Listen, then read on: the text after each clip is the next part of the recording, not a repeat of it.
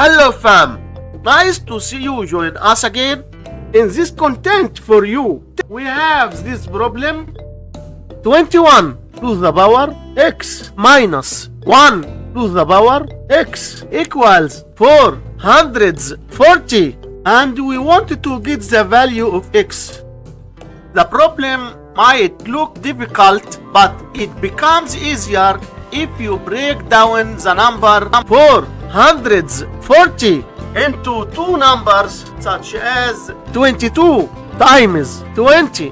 Next, we are going to break down 22 into the summation of 21 plus 1 and express 20 as 21 minus 1. And now we have the difference of two squares form, which can be written as 21 to the power 2 minus 1 to the power 2.